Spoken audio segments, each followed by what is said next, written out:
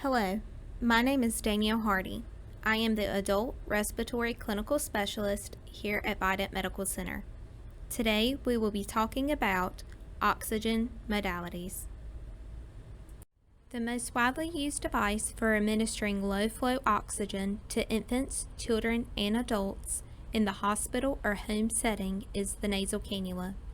The nasal cannula is easily applied and is tolerated well by most patients. It is to be used on flow rates 6 liters per minute or less. When implementing a bubble humidifier for humidification, use caution. Please do not increase the flow greater than 6 liters per minute, as this causes water to run down the tubing and spray into the nares. Soft cannulas are made of silicone, which decrease pressure ulcers. If your patient is requiring greater than 6 liters per minute, please notify your respiratory care practitioner for assistance.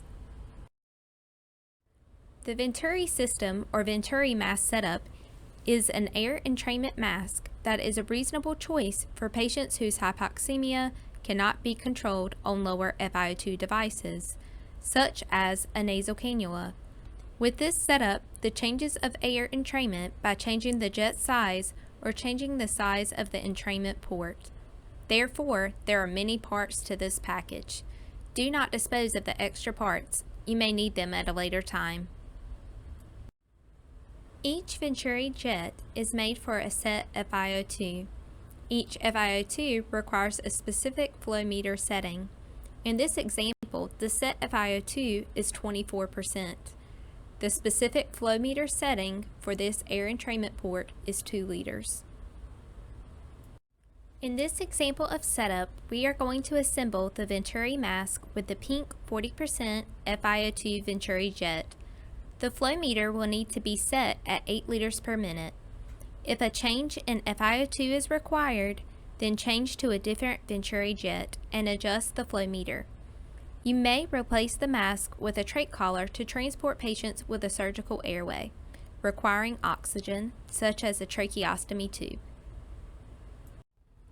The bubble humidifier cannot be used with a Venturi mask setup. Please do not use humidification with this device.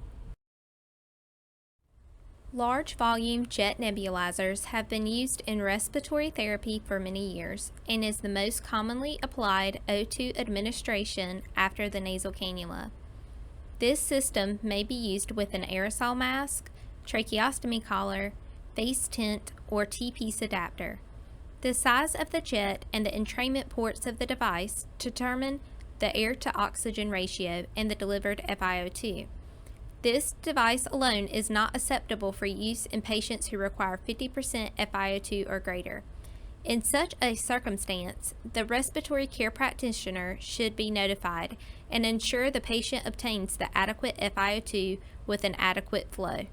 In this approach, the respiratory care practitioner may use 2 nebulizer systems in tandem, which doubles the delivery of flow to the patient. This drainage bag is used to collect additional humidification within the corrugated tubing required for this oxygen modality. Please be mindful you may have to drain the water as it can be quite noisy for the patient.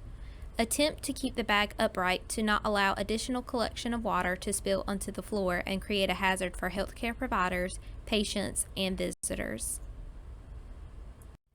The non-rebreather mask is indicated for patients requiring a high FiO2.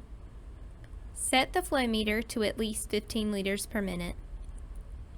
Increase the flow if the bag deflates during inspiration, especially important with increased worker breathing.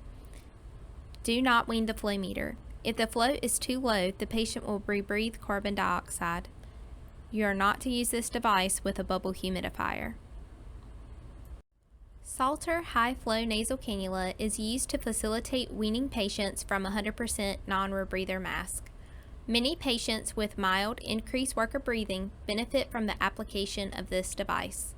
The Salter high-flow nasal cannula may provide a low level of CPAP effect dependent on the patient's anatomy, condition, and flow demand.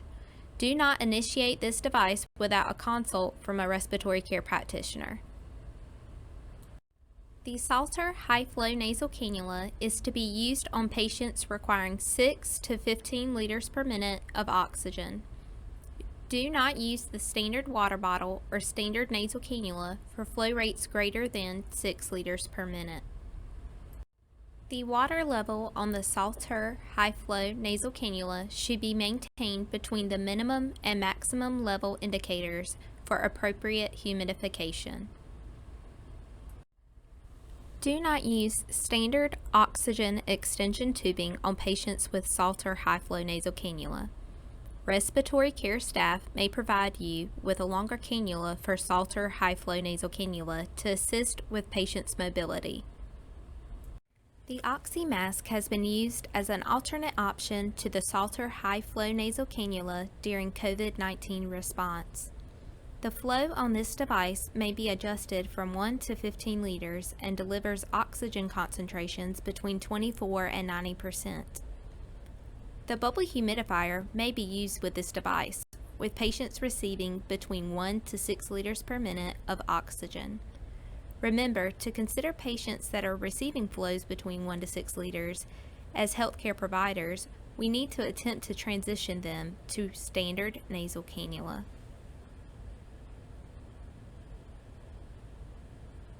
The OptiFlow high-flow nasal cannula system is indicated for patients with increased work of breathing, hypoxemia, and used to assist breaks off non-invasive ventilation.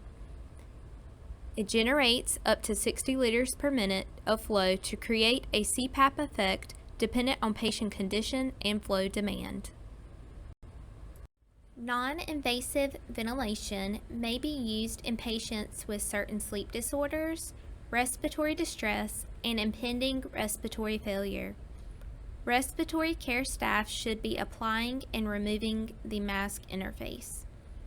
Patients should be NPO while requiring non-invasive for respiratory distress and impending respiratory failure. This includes PO medications. Respiratory care practitioners will attempt to give breaks for patients requiring continuous non-invasive ventilation about every 4 hours. Patients may require high-flow nasal cannula during these breaks. Moving forward with total laryngectomy patients. Patients with a total laryngectomy usually require the removal of the entire voice box. With the removal of the larynx, the trachea is then brought up to the skin of the neck as a stoma, which the patient will breathe through. Having a stoma instead of a larynx means this patient will not have air passing through the nose or the mouth. A stoma is an opening created in the neck. For this reason, a laryngectomy patient with a stoma, if requiring rescue breathing, please perform the bag mask ventilation technique via the stoma site using a pediatric size mask per Vidant Health policy. Please remember, a patient with a total laryngectomy cannot be intubated via nose or mouth. We must intubate via stoma. Total laryngectomy patients at Vidant Medical Center should have a sign placed at the head of the bed, outside the patient's door, and inside the emergency airway bag.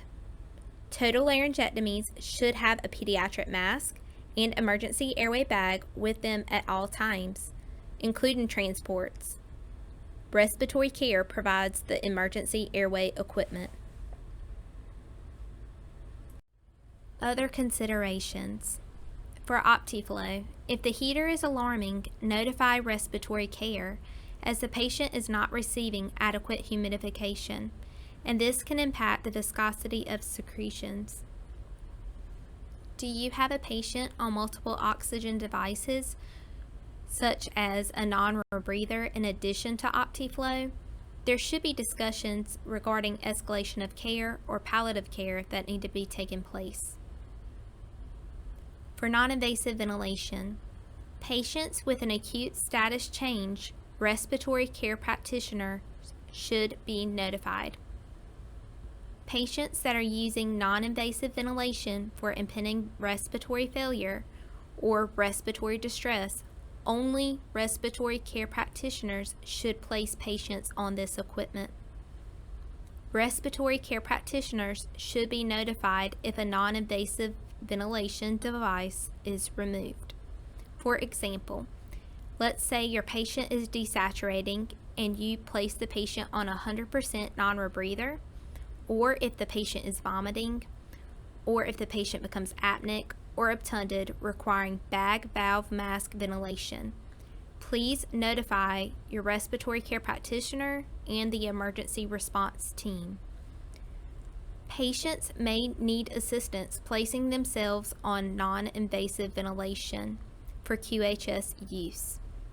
Nursing may assist patients onto the equipment for use while asleep, as long as the patient is awake and alert and competent with the equipment. Nursing may assist patients in repositioning the mask interface. If you need some assistance, consider calling respiratory care. We are all a team. Next, we will discuss how to locate the respiratory assignment sheet. From the Vidant Health homepage, select Locations, then click on Vidant Medical Center. Scroll to the bottom of the page until you locate on-call schedules. Click on the plus sign to open up other options. Then click the respiratory assignment sheet. This will open up an Excel spreadsheet with the assignments as well as the phones for the location or unit you are looking for. Do you have further questions regarding respiratory care? Please contact your assigned respiratory care staff to assist you. Have a great day.